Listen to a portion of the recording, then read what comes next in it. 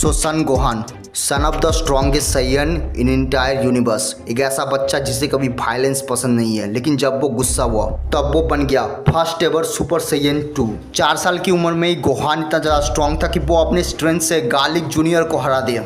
Garlic junior who can create hyper space in dead zone, even defeat Goku and Piccolo tag single handedly. लेकिन वही garlic junior एक 4 साल के बच्चे के सामने हार गया, जो कि है अपना सन गोहान। ड्रैगन बॉल जी में हमने गोहान की मॉन्स्टर्स पोटेंशियल बहुत बार देखने को मिली है। Strong enough to one shot emperor of the universe Frieza, जो कि यूनिवर्स तक को डिस्ट्रॉय कर सकता है, जिसने गैलेक्सी साइज के प्लैनेट को अपने हाफ स्ट्रेंथ से डिस्ट्रॉय कर रखा है। गोहान की स्ट्रेंथ समय के साथ साथ और भी बढ़ती गई और उसने सरपास कर दिया लेजेंडरी सुपर सैयन को, और वो बन गया फर्स्ट एवर सुपर सैयन 2।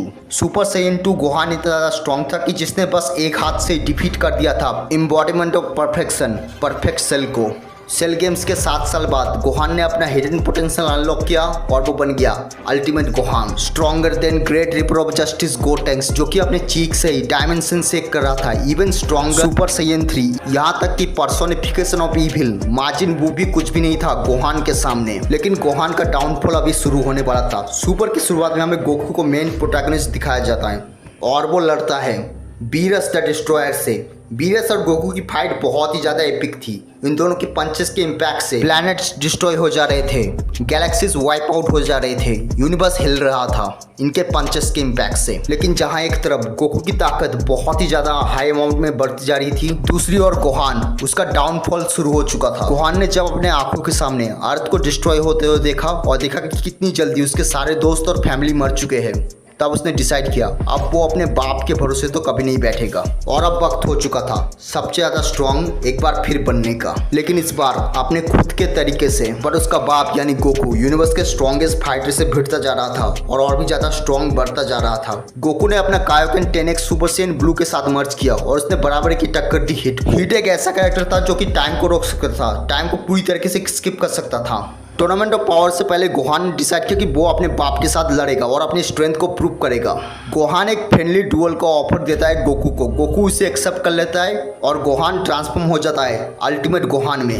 ये वही फॉर्म था जिसने माजिन बू तक को पेल दिया था और गोहान को मार मार के मजबूर कर देता है सुपर सैयन ब्लू यूज करने के लिए। लेकिन even super Saiyan blue Goku कुछ भी नहीं था गोहान के सामने। गोहान गोकू के पेट में बहुत ही ज्यादा जोर का पंच मारता है, जिससे गुस्सा होकर गोकू अपना Kaioken 10x plus super Saiyan God use करता है और एक ही सेकंड में गोहान को हरा देता है। लेकिन जब गोहान गिरा तब उसने डिसाइड किया वो एक दिन इससे भी ज्यादा ताकतवर बन के उठेगा। लेकिन गोहान ये देख के शॉक हो गया किस तरह से God of destruction even angels तक गोकू की स्ट्रेंथ को रिस्पेक्ट करने के लिए खड़े हो गए। मोरो आर्क में गोकू ने अपनी स्ट्रेंथ को और भी ज्यादा इंक्रीज कर ली और एक लो टियर एंजल जितना स्ट्रॉन्ग हो गया। लेकिन ये सब देख के गोहान ट्रेनिंग करना बंद कर दिया।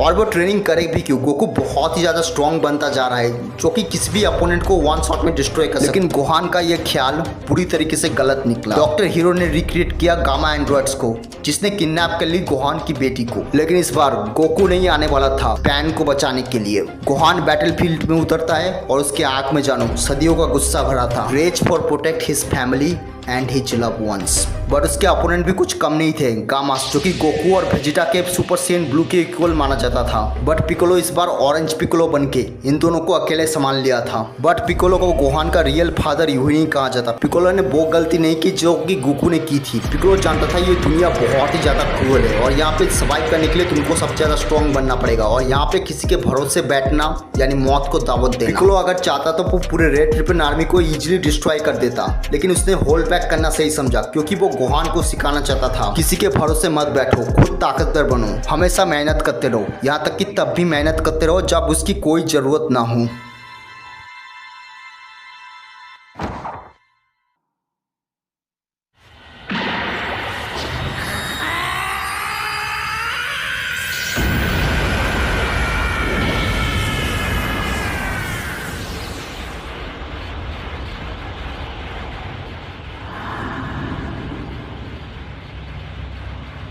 धुआं हटता है, चारों ओर तबाही होती है, लेकिन बीस्ट गोहान जग जाता है। बीस्ट गोहान इतना स्ट्रॉन्ग था जिसने सेल मैक्स के फुल पावर ब्लो को अपने ऑरा से ही रोक लिया था और एक ही लात से सेल मैक्स को वन शॉट कर दिया था और स्पेशल बीम कैनन से सेल मैक्स को ओवर पावर करके उसका एग्जिस्टेंस ही मिटा दिया था। लेकिन ये तो बस शुरुआत थी, गोहान की असली पोटेंशियल अभी देखना बाकी था।